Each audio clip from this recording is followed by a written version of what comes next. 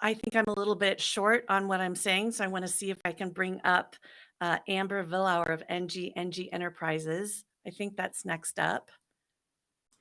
Yes, it is. And she is a force to be reckoned with. Hello, darling.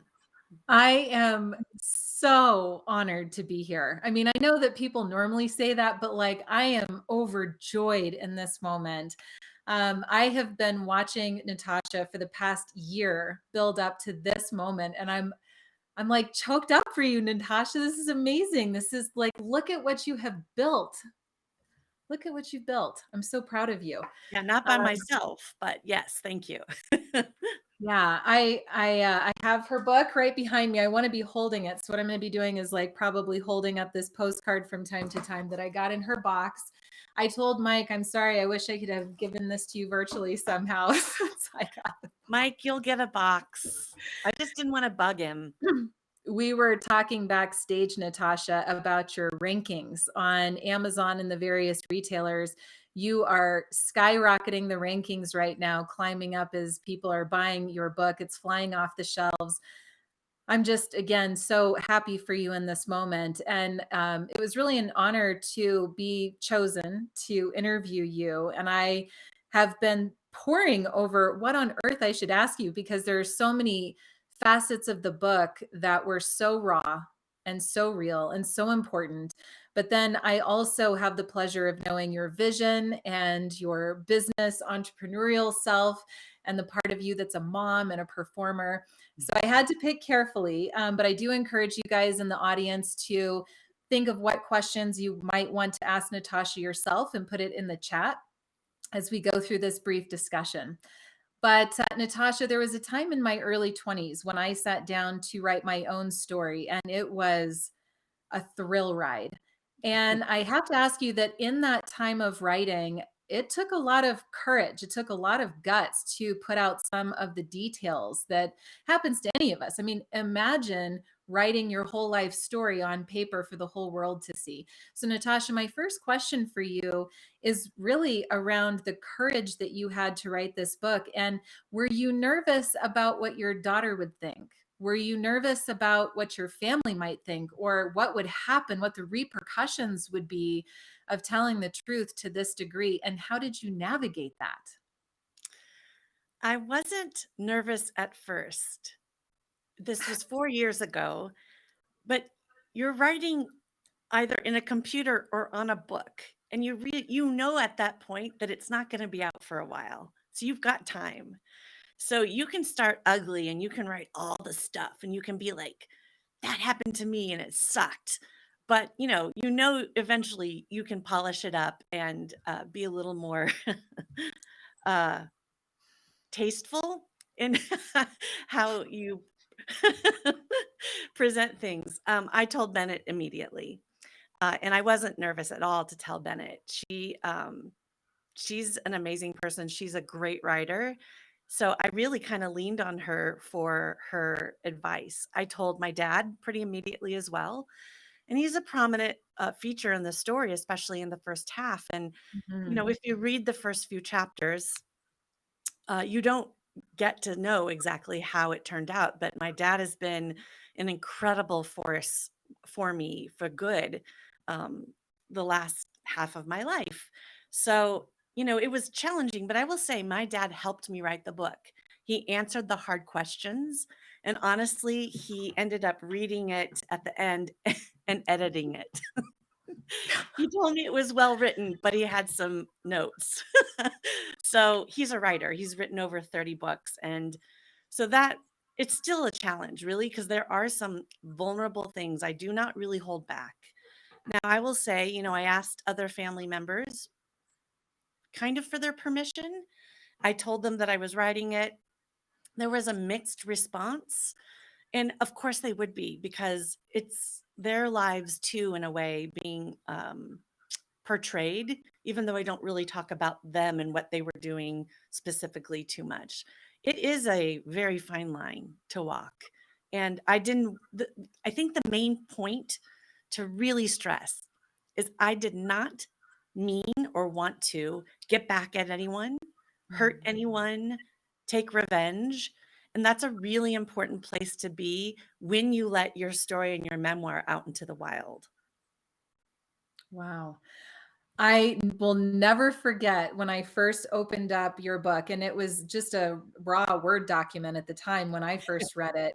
And I work with authors all the time. So I've read lots of different books, and I had a certain expectation coming in just based on the law of averages. And I'm turning the page and turning the page and turning the page. And before you know it, I'm so many pages in. I was so gripped by your writing and your experience.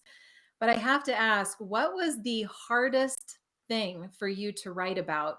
And how did writing it and releasing it into the world change you as a person? Okay, I'm going to ask you a question. Do you Okay, have an idea of what my answer will be? I do. Okay, let's see if we're on the same But page. I'm speculating from probably three different, No, there's let's see if probably, we're on the same page. okay, I So think we are.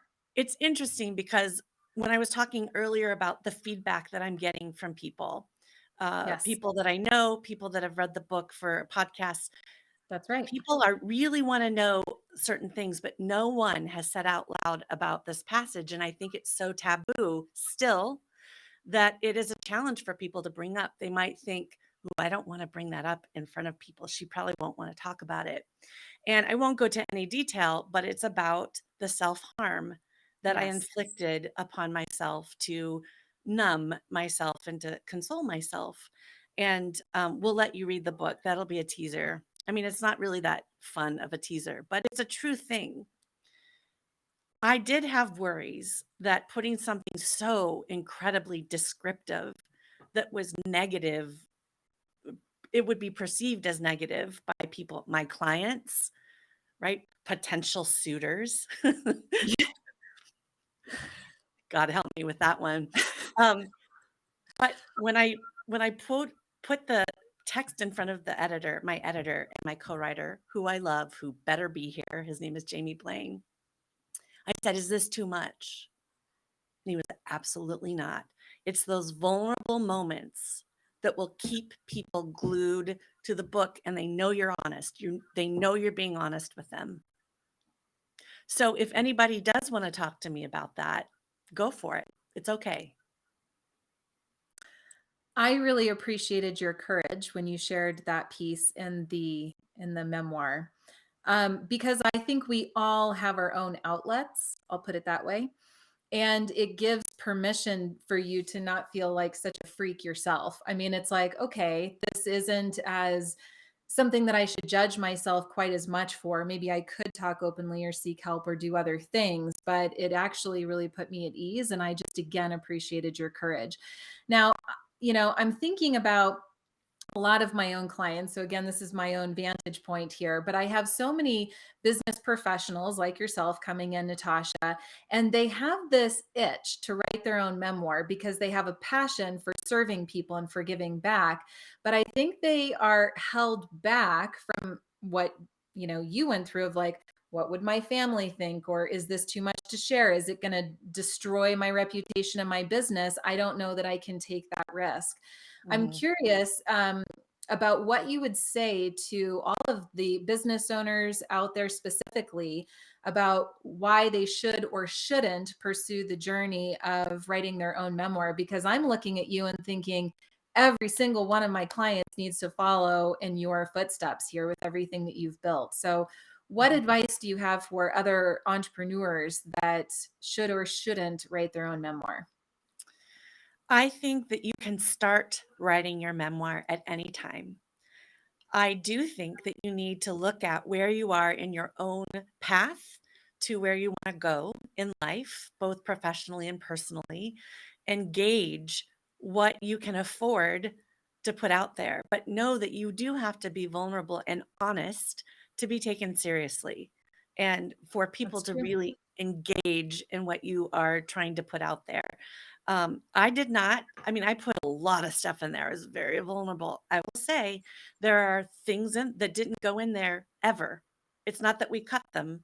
I just made the decision not to put them in there. Now, will I share those things with other people privately? If it comes up, if I could be helpful, maybe in a future memoir, maybe. So you really do have to be careful about what you share with people. And I think, I'm 51 right now. This is a really good age for me to put this memoir out. I couldn't have done it at 40. I wasn't ready. I hadn't experienced the successes that made me feel confident as much, right? I have about 11 years of that behind me. And then I wouldn't have had as much therapy and as much time to reflect. So I think you should start thinking about writing your memoir and even writing it. And I am teaching a course, as you know, to help people structure it. So you're not like, what do I write? Right. So you don't get writer's block. Um, I I'm think so that doing this, by the way. I think that answered your question. So it's not that It everyone did. should write and publish their memoir right now, but I think Yeah. writing it and starting to think about what lessons, what stories that you've experienced might be helpful and entertaining, because it has to be both of those things to keep people's attention. Thank you for that.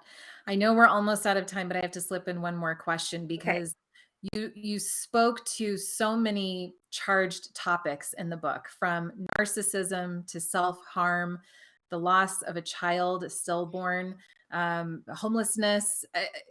It goes on, and you even omitted things from the book, rightfully so. But what wisdom do you have for others that might be experiencing narcissism or self-harm or homelessness or know somebody that is? Like, what is the final piece of wisdom that you might want to share with us all?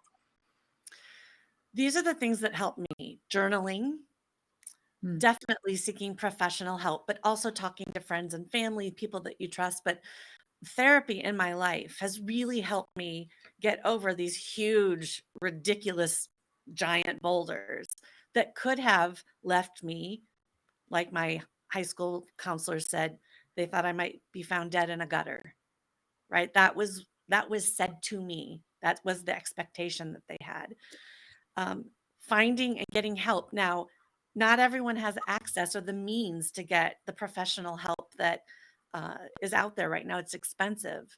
But if you are relentless in looking for it and pressing on and telling yourself, I need to get to this other place, this next place, whatever, and out of whatever situation you're in that's negative, there is a way. You just have to look for it. And honestly, the shortcut to everything in life that's great is you got to do the work. Natasha Miller, you never disappoint. Thank you so much, Amber. And we're going to be hearing from Amber later, and we will give her a proper introduction instead of me just dragging her up on stage impromptu. This was the best. Thank you.